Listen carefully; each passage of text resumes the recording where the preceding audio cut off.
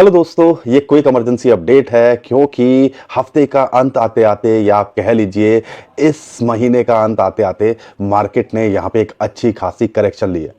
Bitcoin तो एक important support है जो $1,02,000 के आसपास है, उसको टेस्ट करने की कोशिश कर रहा है। बिटकॉइन की डोमिनेंस फिर ऊपर जाती दिख रही है, 64-65% पे पहुंच गई है और इन शॉर्ट ऑल्ट कॉइन्स की यहां बैंड बजती देखने को मिल रही है।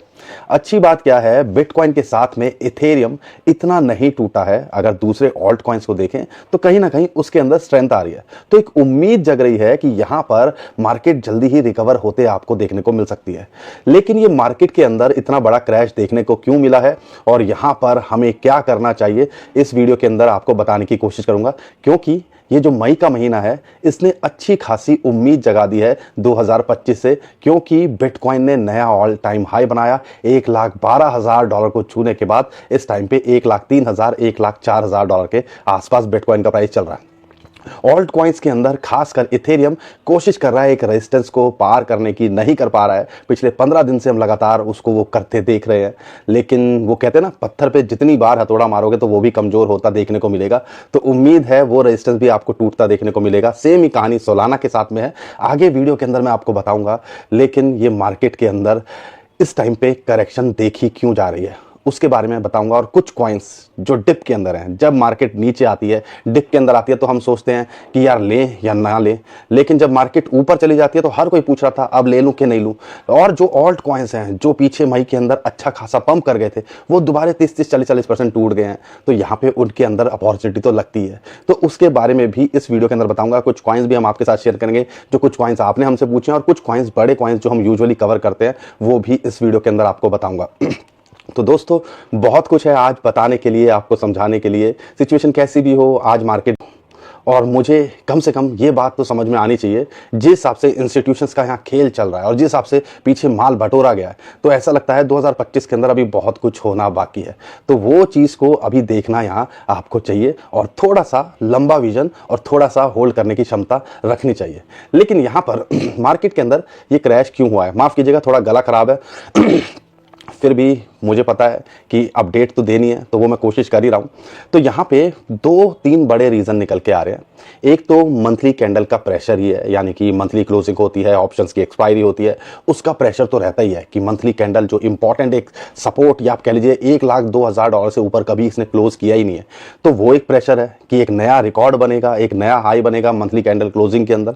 वो एक टेक्निकल बात है। लेकिन जो इंपॉर्टेंट बात निकल के आ रही है वही है हमारे महाराज जी डोनाल्ड ट्रंप। उन्होंने फिर वही बात बोली कि भैया वॉयलेट कर रहा है टर्म्स को, ट्रेड डील की चाइना। और यहाँ पर जो उनके और रिप्रेजेंटेटिव है वो ये कहते हैं कि यहाँ पर भैया उनके साथ में जो चाइना के साथ में ट्रेड टॉक थी वो थम गई हैं। अब इसकी वजह से मार्केट के अंदर, बिटकॉइन और क्रिप्टो करेंसी मार्केट के अंदर हमें प्रेशर देखने को मिला। इंटरेस्टिंग बात क्या है, मैं सुबह डाटा चेक कर रहा था यहाँ पर कि यूएसए की मार्केट कुछ खास गिरी है कि नहीं गिरी है, तो फिर मैंने देखा इसमें तो कुछ ज़्यादा इंपैक्ट नहीं पड़ा ऐसी स्टेटमेंट से। लेकिन क्रिप्टो करेंसी मार्केट, बिटकॉइन पे इसका क्यों प्रेशर देखने को मिल रहा है? जब ये न्यूज़ आई थी तब मार्केट के अंदर पैनिक होना शुरू हो गया था, ऑल्ट कॉइन्स यहाँ गिरते देखने को मिल रहे थे। लेकिन जो एक इंपॉर्टेंट रीज़न निकल के आया वो निकल के आया कि ब्लैक रॉक, जो कि ETF है ब्लैक रॉक का, उसने कल पहली बार 30-35 दिन के बाद में अच्छे खासे 4-4.5 हज़ार बिटकॉइन सेल किए, और उसका प्रेशर एक्चुअल में हमें आप कह लीजिए देखने को यहाँ पे मिल रहा है। अब 30-35 दिन के बाद में कुछ मौका लगा, मंथली क्लोजिंग थी, कई इंस्टीट्यूशन या इन्वेस्टर होंगे वो सोचेंगे क्या नए महीने के अंदर कुछ पोजीशन क्लोज जो है बनाएंगे, अभी यहाँ सब कुछ सेटल करते हैं।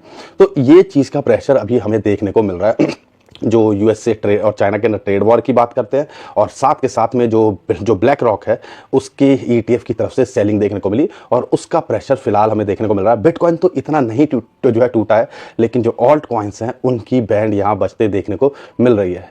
कल एक और बड़ी न्यूज़ निकल के आनी थी और वो निकल के आई, $2 बिलियन 5 बिलियन FTX के जो क्रेडिटर्स हैं उनको रिलीज होना था स्टेबल कॉइन के अंदर। $2 बिलियन रिलीज हुए और आने वाले टाइम के अंदर और $1 बिलियन वो रिलीज होते देखने को मिलेंगे। उससे एक मार्केट को पुश मिलना चाहिए था। लेकिन जब ऐसी न्यूज़ आती है, और आपको पता ही है डोनाल्ड ट्रंप और ये पता नहीं क्या खेल कर रहे हैं, क्या इनके दिमाग के अंदर चल रहा है। और आप भी ऑब्जर्व कीजिएगा, पिछले से पिछले हफ्ते आप कह लीजिए, वहां पे भी कोई वीकेंड के आसपास ही न्यूज़ निकल के आई, या वीक जो लास्ट वर्किंग डे था हफ्ते का उसके अंदर न्यूज़ निकल के आई। पिछले हफ्ते की बात करते हैं, यूरोप के साथ में ट्रेड डील को लेके न्यूज़ निकल के आई, और यहाँ पे अब जो है वो चाइना और यूएसए का स्टॉल कर रहे हैं, जो है टेक्नोलॉजी, जो टेक कंपनीज हैं उनकी सब्सिडीज खत्म कर देंगे, उन पे टैरिफ लगा देंगे, पता नहीं बहुत कुछ झाम झमेला निकल के आ रहा है, और इसका जो है इम्पैक्ट बिटकॉइन और क्रिप्टो करेंसी मार्केट पे देखने को मिल रहा है। हमें ये भी पता है देर सवेर में ये चीजें सॉर्ट आउट होंगी, लेकिन भैया आप सैटरडे संडे के वीकेंड के आसपास ही ऐसी चीजें क्यों करते हो, मुझे ये समझ नहीं आ रहा है। फिर लगता है कि यार ग्लोबल मार्केट हो, स्टॉक मार्केट पे उसका इंपैक्ट ना पड़े, लेकिन क्रिप्टो करेंसी को लेके जिस हिसाब से एग्रेसिवली यूएसए प्रो लग रहा है, और वहां के क्या वाइस प्रेसिडेंट हो, उन्होंने जो बिटकॉइन की अभी कॉन्फ्रेंस चल रही थी पिछले 2 दिनों से, वहां पे पॉजिटिव स्टेटमेंट निकल के आ रही थी। 50 मिलियन यूजर्स हैं जो बिटकॉइन को यूज करते हैं यूएसए के अंदर, अब वो जल्दी ही 100 मिलियन हो सकते हैं। एरिक ट्रम्प उनके बेटे हैं, वो कहते हैं टू द मून। तो कहीं ना कहीं ऐसी स्टेटमेंट लाके बिटकॉइन और क्रिप्टो करेंसी को तो मैनिपुलेट करने की कोशिश नहीं की जा रही है कि यहां पर ये सारी चीजें प्रेशर लाएं, बिटकॉइन और क्रिप्टो करेंसी मार्केट हमें सस्ते में मिल जाए, और फिर जब हमारा बाइंग हो जाए तो हम दोबारा से पुश कर दें। ये कहीं ना कहीं हमें लगता है ऐसा कैसे हो सकता है, ये तो बचकानी बात है, लेकिन बड़े बड़े लोगों के लिए 5-5, 10-10% नीचे ऊपर होना ही बहुत बड़ी बात हो जाती है, क्योंकि वहाँ पे बात होती है मिलियंस की नहीं, बिलियंस डॉलर की वो बात करते हैं। ट्रेड जो है मिलियंस नहीं बिलियंस डॉलर के अंदर जाता है। और ब्लैक रॉक ने एक और हिस्ट्री बनाई। हम एफटीएक्स के $5 बिलियन की बात करते हैं, 5 बिलियन 40 हज़ार करोड़ के आसपास रिलीज होना था। अब यहाँ पे पिछले मई के अंदर ये भी एक रिकॉर्ड है, 6-6.5 बिलियन डॉलर के उन्होंने बिटकॉइन खरीदे। तो यहाँ पे आपको ये समझना पड़ेगा कि बहुत कुछ क्रिप्टो करेंसी मार्केट के अंदर हो रहा है। इंस्टीट्यूशंस और जो भी लोग हैं जिस हिसाब से बाइंग कर रहे हैं, आपको उसका इम्पैक्ट देर सवेर में देखने को मिलेगा ही। लेकिन यहाँ पे मार्केट इस टाइम पे करेक्शन ले क्यों रही है, ये जो न्यूज़ है वो एक अलग चीज़ है, लेकिन जब हम टेक्निकली देखते हैं तो कुछ और ही चीज़ निकल के आती है। फिर निकल के आता है यार महीने का आखिरी दिन है, 31 मई है, और सेलिंग प्रेशर तो होगा, मंथली कैंडल क्लोज होनी है, और $1,02,000 पे लास्ट टाइम क्लोज हुआ था, और उसके ऊपर क्लोज करना वो भी एक हिस्टोरिकली एक लैंडमार्क या हिस्ट्री के अंदर रिकॉर्ड होगा, एक बुलिश सिग्नल निकल के आएगा। तो टेक्निकली ये भी एक जो है रीजन निकल के आ रहा है। और आप कह लीजिए 1 लाख से लेके $1,02,000 जहाँ पे फिबोनाची की रेशियो 1.618 निकल के आती है, वो फिलहाल इसके लिए एक सपोर्ट का काम कर रही है। कल $1,02,000 के $1,03,000 के नीचे आ गया था, लेकिन वहां से रिकवरी करता देखने को मिल रहा है। तो हमें सारी चीज़ों को देखना है, उस हिसाब से ऑब्जर्व करना है। लेकिन अगर शॉर्ट टर्म में बिटकॉइन के प्राइस को देखते हैं तो क्या निकल के आता है अगर मैं शॉर्ट टर्म में बिटकॉइन के प्राइस को देखता हूं तो वही जैसे मैंने बताया $1,02,000 एक सपोर्ट है, और यहां नहीं टिकता है। अब तो 50 डे मूविंग एवरेज की बात करते हैं या 200 डे मूविंग एवरेज की बात करते हैं, वो 90 से $93,000-94,000 आती हैं, फिर वो एक अब इंपॉर्टेंट सपोर्ट जोन बन के निकल के आ रहा है। तो यहां अगर बुरे हालात में $1,00,000 से नीचे आ जाए तो फिर वो एक इंपॉर्टेंट सपोर्ट निकल के आएगा, और उसको ब्रेक करना शायद इतना आसान होगा नहीं इस बार। तो ये 2 लेवल्स हैं जिसपे हमें नजर बना के रखनी है, और एक रेजिस्टेंस टेक्निकली है ही $1,09,500 जो लास्ट टाइम का ऑल टाइम हाई था, या $1,10,000 जो हमारा जोन था, वो एक इंपॉर्टेंट रेजिस्टेंस जोन है। इसके अंदर वीकली और मंथली कैंडल क्लोज कर जाए आने वाले दिनों के अंदर, आने वाले महीनों के अंदर, तो ही फिर हम उम्मीद करेंगे कि $1,16,000, $1,22,000 और $1,25,000 ये इस क्वार्टर में भी या जून के अंदर भी लगातार देखने को मिल सकता है। लेकिन अगर हम 2025 की बात करते हैं और जिस हिसाब से माहौल बन रहा है, जिस हिसाब से सारी चीज़ें चल रही हैं, तो ऐसा लगता है कि आने वाले दिनों के अंदर जिस हिसाब से एडॉप्शन बढ़ रही है, आने वाले दिनों के अंदर ये 1.5 लाख से लेके कई जो एक्सपर्ट तो $2.5 लाख की बात कर रहे हैं, हम उतना नहीं जाएंगे, लेकिन हाँ $1.5 लाख के आसपास आता है। तो हम 2025 या इस साइकिल की बात करते हैं जो, तो वहाँ पे एग्जिट करने पे प्लान शुरू कर देंगे। लेकिन मुद्दा बिटकॉइन का है ही नहीं। शॉर्ट टर्म में देख रहे हो तो ट्रेड करना है, वो बिटकॉइन के अंदर आप लाइंस पे ट्रेड करोगे, कहाँ सपोर्ट है कहाँ रेजिस्टेंस है ये सब आपको पता ही है। लेकिन अगर देख रहे हो 2025 या इस साल के साइकिल की बात करते हैं, जो 2025 निकल के आया था, जैसे 2021 निकल के आया था हाफिंग के अगला साल, जैसे कि 2017 निकल के आया था 2016 की हाफिंग के अगला साल, तो मुद्दा ये है कि ये साल के अंदर बिटकॉइन के बाद में अच्छा खासा बिटकॉइन तो यहाँ से उम्मीद कर सकते हो डबल हो जाएगा, 1.5 लाख हो जाएगा, 50% बढ़ जाएगा। लेकिन जो ऑल्ट कॉइन्स है वो मल्टीपल टाइम रिटर्न देने का पोटेंशियल रखते हैं, इसलिए ज़्यादातर लोग हमारे बिटकॉइन में ज़्यादा इंटरेस्ट नहीं रखते, उसको होल्ड नहीं करते, वो रखते हैं ऑल्ट कॉइन्स को। अब यहाँ पे ऑल्ट कॉइन्स का क्या लगता है ऑल्ट कॉइन्स के अंदर अगर मैं ऑब्जर्व करता हूं, वो एक जो निकल के आती है बात, वो है इथेरियम को हम बहुत क्लोजली वॉच कर रहे हैं और बिटकॉइन की डोमिनेंस को।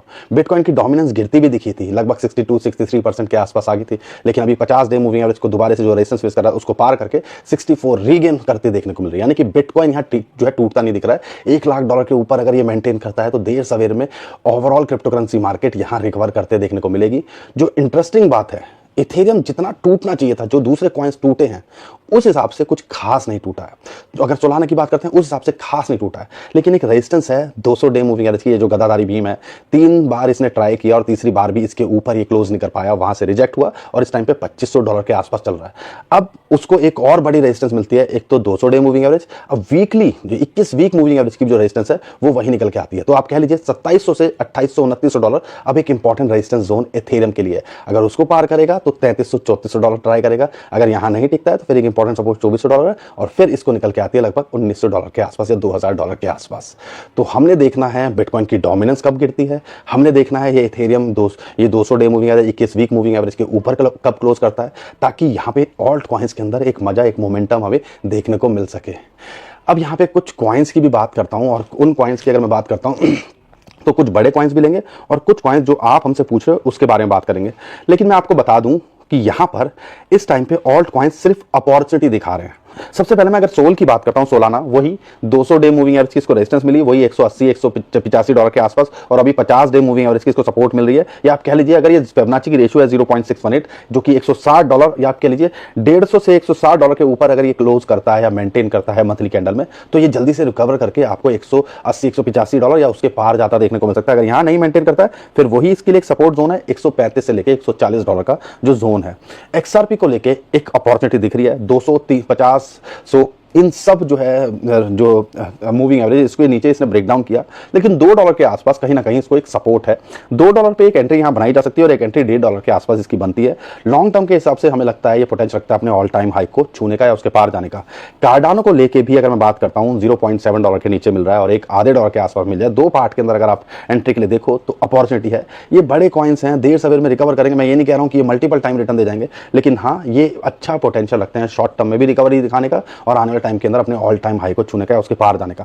सुई के अंदर यहां पे एक सपोर्ट मिल रही है $3 के आसपास, लेकिन अगर आप एक अच्छी एंट्री देख रहे हो तो वही $3 के नीचे मिल जाए या $2.8 के आसपास मिल जाए, या एक एंट्री $2 के आसपास $2.2 के आसपास मिल जाए, तो यहां पे फोकस किया जा सकता है। लॉन्ग टर्म के हिसाब से देखते हो तो ये कॉइन भी अच्छा करता देखने को मिल सकता है। ये तो थे बड़े कॉइन्स, लेकिन कुछ जो कॉइन्स हैं जो मोमेंटम के अंदर जिनसे उम्मीद की जाती है, जो ज्यादातर लोग होल्ड करके बैठे हुए हैं, उसमें से एक है ओंडो। बहुत हाइप इसकी बनी थी और बाइनेंस पे जब से लिस्ट हुआ है अब इतना नीचे कभी नहीं आया, तो ये $0.8 के नीचे चल रहा है और यहाँ पे एक अपॉर्चुनिटी मिलती है, एक एंट्री यहाँ बनाई जा सकती है। देर सवेर में ये $1 तो रिकवर करता देखने को मिल सकता है, ये भी पूरा पोटेंशियल रखता है। इसका जो हाई है $2 या $2.4 उसके पार जाना या एक नया हाई बनाने का, तो एक अपॉर्चुनिटी ओंडो के अंदर दिखती है। आर्बिट्रम जहां से चला था वहीं आ गया है, इथेरियम नहीं गिरा लेकिन वही कॉइन सारे गिर गए हैं और ये $0.3 के आसपास आ गया है। एक अपॉर्चुनिटी है, यहाँ पे होल्ड करके बैठे हो तो देर सवेर में रिकवर करते देखने को मिलेगा, लेकिन अगर आप शॉर्ट टर्म में 20-50% के लिए देख रहे हो तो ये भी पोटेंशियल रखता है। $0.3 के आसपास चल रहा है और $0.4 और $0.5 या कह लीजिए $0.55 पे इसको एक रेजिस्टेंस है। ये भी पूरा पोटेंशियल रखता है अपने दिसंबर के हाई को छूने का या उसके पार जाने का।